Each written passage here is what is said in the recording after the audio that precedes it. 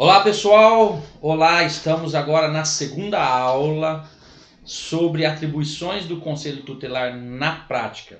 Nós estamos aprendendo nessas videoaulas o artigo 136 e os seus incisos. Na primeira aula vocês viram a interpretação, os comentários sobre o caput do artigo 136, falamos do inciso 1, do inciso 2, do inciso 3º. Comentamos os três incisos relacionados à atribuição do órgão Conselho Tutelar. Então esta é a segunda aula, nós estamos dando continuidade nos artigos do Estatuto da Criança e do Adolescente, ou seja, as atribuições previstas no artigo 136 da Lei 8.069. Então agora nós vamos falar do quarto artigo e nós vamos tecer alguns comentários sobre ele.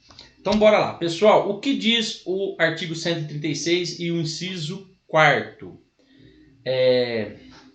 Diz o seguinte, pessoal. Inciso 4º. Encaminhar ao Ministério Público notícia de fato que constitua infração administrativa ou penal contra os direitos da criança ou do adolescente, certo? Pessoal, o que nós precisamos ter em mente? Vocês vão ver na tela de vocês, eu vou sair um pouquinho do vídeo, mas vocês vão conseguir ler comigo, que é o seguinte: o Conselho Tutelar, tal qual o Ministério Público, pessoal, ele é legitimado para deflagrar via representação endereçada diretamente ao órgão, do Poder Judiciário, ao juiz da infância e da juventude, procedimento para apuração de infração administrativa, pelo que a rigor não necessita acionar o Ministério Público para tal. Pessoal, o que quer dizer quando nós ouvimos que o Conselho Tutelar é um órgão legitimado? O que quer dizer isso no campo jurídico? Pessoal, no campo jurídico, um órgão legitimado é aquele que tem a competência legal de fazer parte de um processo, de provocar a justiça. Por exemplo, num caso comum, quando você entra na justiça para garantir um direito seu, você nomeia um advogado, certo? Ou a Defensoria Pública. Em ações civil, pública e coletiva, direitos difusos e coletivos, o Ministério Público. Por quê? Porque eles são órgãos legitimados. Segundo a Constituição, só o advogado tem legitimidade para fazer parte de um processo. Por isso que eu e você nunca vamos sozinhos num processo diante do juiz. Claro, tem algumas exceções, tá, pessoal? Vara do trabalho, juizado de pequenas causas. Tá? Eu estou dizendo a regra geral e não as exceções. Então, legitimado. Você vai lá na Constituição, por exemplo, você vai ver os órgãos legitimados a representar uma ação civil pública, a iniciar uma ação civil coletiva, enfim. Legitimado quer dizer que tem legitimidade, é quem pode. Neste caso concreto, nós acabamos de ler que o Conselho Tutelar como órgão é legitimado a representar, que é o que diz o artigo, encaminhar ao Ministério Público fato que constitua infração administrativa ou infração penal do direito da criança e do adolescente. Então, o Conselho Tutelar, ele encaminha ao Ministério Público. Também, claro, ele tem legitimidade, nós vamos ver durante as aulas, para encaminhar direto ao Poder Judiciário. Ou seja, ele ser parte num processo, não dependendo do Ministério Público. Porque uma coisa é você encaminhar a notícia de fato ao Ministério Público. Outra coisa é você encaminhar para o Poder Judiciário os casos de sua competência. Então vamos lá. Então, quando eu digo que o Conselho Tutelar ele encaminha o Ministério Público, esse encaminhamento de notícia de fato, pessoal, o que é esse encaminhamento? É simples, é você dar ciência de algo ou de algum fato que constitua infração penal. artigo 228 a 244 do ECA, né? Ou demais leis esparsas, não importa. É infração administrativa ou penal, alguém violou um direito, né? Cometeu essa infração, violando um direito, seja ela administrativa ou penal, a rigor, precisamos encaminhar essa notícia de fato ao Ministério Público. Tendo conhecimento da infração penal, o encaminhamento da notícia ao Ministério Público é obrigatório, sendo a única autoridade competente para promover a denúncia ao juízo. Eu estava dizendo logo no comecinho que é ser órgão legitimado. Nesse caso concreto, a lei é clara em dizer que o órgão legitimado a fazer a representação, a fazer a denúncia ao Poder Judiciário, quando o assunto é infração administrativa ou penal contra os direitos de criança e adolescente, é o Ministério Público. Então, o que o Conselho faz? O Conselho encaminha essa notícia ao Ministério Público. Vamos ler aqui novamente, só para você recapitular. Olha o que diz. O Conselho Tutelar, tal qual o Ministério Público, é legitimado para deflagrar, via representação endereçada, diretamente ao órgão do Poder Judiciário, à Infância e Juventude, procedimento para apuração de infração administrativa, pelo que, a rigor, não necessita acionar o Ministério Público para tal finalidade. Vocês perceberam aqui a diferença? Nós temos legitimidade, assim como o Ministério Público, nas ações administrativas. Nas ações penais, é o Ministério Público, pessoal. Então, nós precisamos nos atentar com essa diferença. Quando é que eu encaminho notícia de fato ao Ministério Público, que é uma entidade, que é uma instituição, que é um órgão, previsto na Constituição Federal, com as suas atribuições também definidas na lei. E quando é que eu posso, enquanto Conselho, encaminhar diretamente ao Poder Judiciário, ao terceiro poder da República. O que eu posso e quando eu posso. Essa é a grande diferença. Eu quero ver se eu acho aqui para vocês, pessoal. Veja bem. Eu quero fazer um comentário em cima desse encaminhamento, que é o seguinte. Só um pouquinho de paciência, a aula ao vivo é assim mesmo. Veja bem, ao vivo para mim, que nós estou gravando para vocês. Mas olha o que diz Olha aqui, isso mesmo, que eu estou dizendo. Eu não estou falando nenhuma besteira para vocês aqui, não, no sentido de falar algo errado. Eu fui só ali consultar um artigo rapidão. Então, pessoal, é isso. O Conselho Tutelar, ele não pode... Alguém me perguntou esses dias, mas... Vou dar um exemplo, para ficar mais fácil. Um diretor de escola nega uma vaga para um adolescente regresso da Fundação Casa. Ele alega que não vai dar vaga, adolescente vem da Fundação Casa e vai tumultuar a sua escola, enfim, vai falar um monte de coisas aí. De repente, você conversa, articula, enfim, ou pede até para a secretaria estadual acima dele, acaba conseguindo a vaga. Em alguns casos, os nossos colegas deixam quieto essa questão, tudo bem, deu a vaga, é o que importa, a criança está estudando, o adolescente está estudando. É isso mesmo, o mais importante é o adolescente estudar. Mas a notícia de fato ela é obrigatória. Querendo ou não, mesmo que ele tenha dado a vaga tempos depois, dias depois, não importa, mas se ele já se manifestou dessa forma, ele já recusou anteriormente, fez justificativas inclusive esdrúxulas e fechatórias, pessoal, é obrigatório comunicar ao Ministério Público, ele cometeu um crime. Claro que dependendo do contexto tem as suas sanções de uma certa forma diminuída, vamos assim dizer, como acontece num crime, por exemplo, crime de furto, a pessoa furtou. Ela vai responder pelo crime de furto. Ah, mas ele furtou de manhã, logo da tarde devolveu lá para a pessoa. Ele vai responder pelo crime de furto, vai te levar a sanção, só que vai ter a questão da pena reduzida, a atenuante, pelo fato de ter devolvido o objeto. Mas ele vai responder. A lógica é a mesma aqui, tá, pessoal? A lógica é a mesma aqui. Então, além disso, olha para você ver a questão da ação penal, da infração penal. Olha para você o que diz, ou penal contra os direitos da criança e adolescente. O que quer dizer com isso? Que lá fala administrativo ou penal, lembra? Acabamos de ler. Nós precisamos ler o artigo 227 do ECA, o artigo 66, inciso 1º do Decreto-Lei 3.688 de 1941, que é o Código Penal, a Lei de Contravenções Penais, me desculpa, LCP é Lei de Contravenções Penais, o CP que é Código Penal. E o artigo 309 do Código Penal. O artigo é válido não apenas para os crimes definidos no ECA, que está lá do 228 ao 244B, mas também a toda e qualquer infração praticada contra criança e adolescente. Em sendo a comunicação de tal crime verdadeiro, dever de ofício do Conselho Tutelar, a omissão em assim proceder caracteriza, em tese, a prática das infrações penais acima mencionada.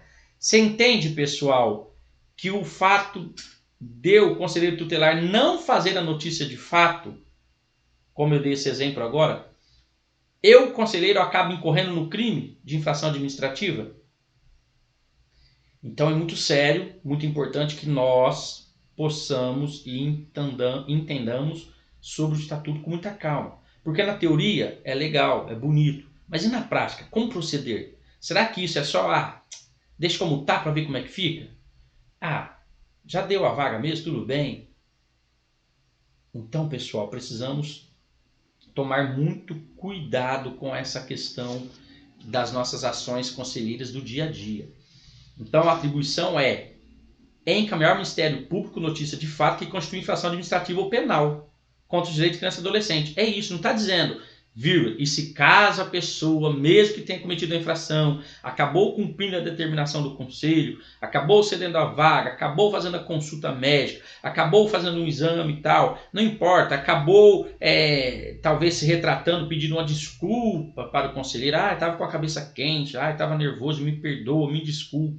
Não, pessoal, cometeu um crime, cometeu uma infração administrativa ou penal, vai responder lá no Poder Judiciário, se assim o Ministério Público entender a denúncia. Por isso que nós encaminhamos para ele. Ele pode não denunciar o Poder Judiciário, ele pode resolver entre ele tem autonomia para isso. Né? A lei prevê ao Ministério Público algumas ações, autonomias que ele pode definir ali e não fazer a denúncia ao Ministério Público. Né? Ou ele pode, dentro dos limites legais, fazer, por exemplo, um termo de ajuste de conduta, dependendo do contexto, dependendo a infração, enfim. Estou falando de uma forma geral, tá, pessoal? Porque se você quiser mesmo aprofundar, você vai ter que estudar sempre o ECA, todo dia, toda hora. Você vai ter que estar sempre participando de capacitações e formações continuadas sempre que possível, porque é um mundo sem fim essa questão da infância e da juventude. Certo? Então vamos lá. O inciso 4º então é isso. Agora vamos então para o inciso 4º, não, desculpa. O inciso 4º. Agora nós precisamos ir para o inciso 5. Deixa eu ver o que diz o inciso 5. Assim, eu sei o que diz. Eu estou tendo aqui no sentido de ler para vocês, para que nós possamos seguir encaminhar à autoridade judiciária os casos de sua competência. Pessoal, veja bem, está aí na telinha, vocês também estão conseguindo ler. A ideia do artigo 136, inciso 5º, encaminhar à autoridade competências, o caso de suas competências, pessoal, a ideia básica da criação do Conselho Tutelar é a desjudicialização do atendimento prestado à criança ou adolescente. Isso mesmo. Então, ou a sua família, é claro. Pelo que o Conselho Tutelar não necessita do aval da autoridade judiciária para agir ou fazer valer suas decisões. Tanto que na forma do artigo 136, inciso 3 do ECA, pode inclusive promover diretamente a execução dessas. Existem situações de ameaça ou violação de direitos infantis juvenis, no entanto, que escapam do âmbito das atribuições do Conselho Tutelar. Que, por exemplo, não pode aplicar as medidas previstas no artigo 101, inciso 8 e 9, nem do artigo 129, inciso 8, 9 e 10. Todos do ECA, lembram disso. Nesses e em outros casos, deve o Conselho Tutelar acionar a autoridade judiciária, zelando para que a causa receba o tratamento prioritário que lhe é devido. Aí você vai para o artigo 4º do ECA, né, que é a questão dos direitos fundamentais da criança e do adolescente. Então, pessoal, encaminhar ao Poder Judiciário os casos de sua competência. Porque, apesar de estarem previstas no ECA algumas medidas como essas que nós lemos, do artigo 129 e do artigo 101, não pode de maneira alguma ser aplicada pelo Conselho Tutelar. Por quê? Porque não é a nossa atribuição, é a atribuição exclusiva do Poder Judiciário. Só para não ficar aí, no vácuo, vamos assim dizer, eu quero ler com vocês aqui, me desculpe aí, mas eu quero ler com vocês aqui o artigo, as medidas aplicadas no artigo 101, que vocês vão ver qual que você não pode aplicar, e você tem que encaminhar para o juiz para que ele, então, ele entendendo, ele aplique as medidas necessárias. Veja bem, pessoal, eu vou achar aqui para vocês, vou ler aqui para vocês, artigo 101. Eu estou com uma apostila que eu mesmo fiz aqui para mim. Ó. Verificada qualquer das hipóteses previstas no artigo 98, a autoridade competente poderá determinar, dentre as seguintes medidas. A autoridade competente aqui, pessoal, é o Conselho Tutelar. Nesses casos. Por isso tem exceção que eu encaminho para o Ministério Público. Tá bom? Ou noticio para o Ministério Público ou encaminho ao Poder Judiciário. Então vamos lá. Primeiro, dentre as medidas, encaminhamento aos pais ou responsáveis mediante termo de responsabilidade. Dá muito que falar, um dia também falaremos sobre esse bendito termo. Orientação, apoio e encaminhamento temporários. Matrícula e frequência obrigatória em estabelecimento oficial de ensino, fundamental. Inclusão em serviços e programas oficiais ou comunitários de proteção, apoio e promoção à família. O quinto, requisição de tratamento médico, psicológico ou psiquiátrico em regime hospitalar ou ambulatório. Inclusão em programa oficial comunitário de auxílio, orientação, tratamento aos alcoólatras e toxicômanos. Agora, o que nós não podemos, 5, 7, acolhimento institucional. 8, inclusão em programa de acolhimento familiar. 9, colocação em família substituta. Pessoal, abre um parênteses aí na questão do acolhimento institucional, que também é, segundo a lei agora, decisão exclusiva do Poder Judiciário, mas há exceções, o Conselho Tutelar pode sim continuar aplicando essas medidas, porém, é assunto para uma outra aula também. Inclusive eu tenho um vídeo aí explicando sobre isso lá no canal do YouTube, se você quiser ir assistir, Responde Conselheiro com Altair Vicente, tem uma live sobre acolhimento institucional e atribuição do Conselho Tutelar. Está lá para todo mundo assistir. Então, pessoal, essas são as medidas que eu posso aplicar, mas o acolhimento institucional, colocação em família substituta e a inclusão em programa de acolhimento familiar, eu não posso. São 3 coisas. Institucional, acolhimento familiar e família substituta. São 3 coisas diferentes e o Conselho não pode aplicar essas medidas. Assim como a do 129, vamos ver aqui, só para você... aqui, 129, está escrito aqui, caiu minha pochila, está escrito aqui, o que eu não posso, eu não vou ler todos não, tá, pessoal? E o que eu não posso fazer, são medidas aplicadas aos responsáveis. Perda da guarda, não sou eu o Conselho. Destituição de tutela, não sou eu o Conselho. Suspensão ou destituição do poder familiar, não sou eu o Conselho. Essas são atribuições exclusivas do Poder Judiciário, pessoal, do Poder Judiciário. Deixa eu pegar aqui minha apostila que caiu. Então, pessoal, são 3 artigos no 101 e 3 artigos incisos no 101 e 3 incisos no 129 que eu não posso aplicar as medidas que estão lá previstas, e sim encaminhar à autoridade judiciária. Tá bom, pessoal? Então, vamos lá agora, inciso 5. Agora vamos para o inciso 6. Que é providenciar as medidas estabelecidas pela autoridade judiciária, dentre as previstas dos artigos 101, de 1 a 6. Por que a de 1 a 6? Porque o inciso 7, 8 e 9, quem aplica é ele. Para o adolescente autor de ato infracional. Põe aqui já na sua tela para você. Deixa eu ver se é esse. Não, é esse. Importante deixar claro que não é o próprio Conselho Tutelar que irá executar as medidas aplicadas pela autoridade judiciária. Até porque o órgão não é e não está subordinado e também não é, ele próprio, um programa de atendimento.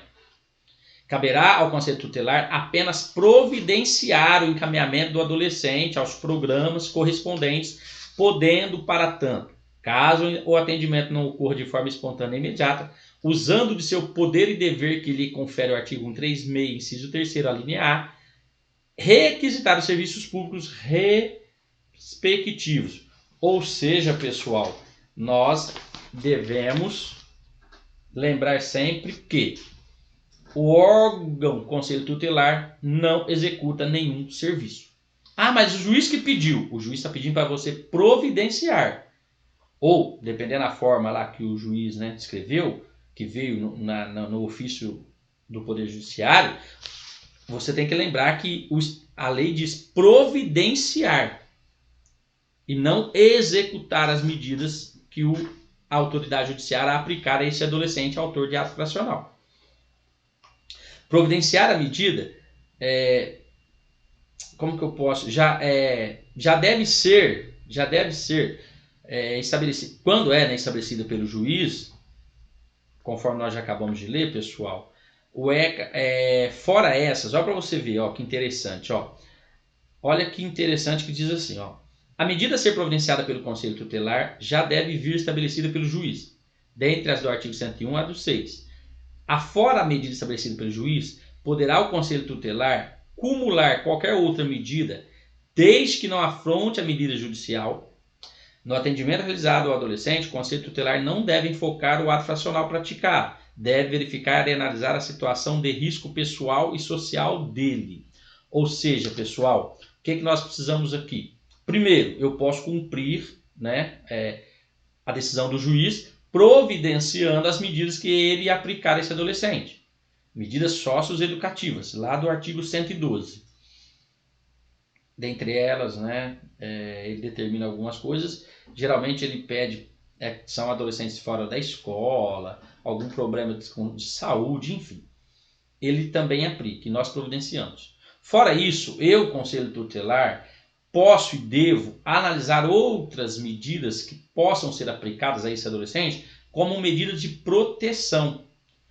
Talvez o juiz focou numa única medida, numa única decisão, baseado no ato infracional que esse adolescente possa ter cometido.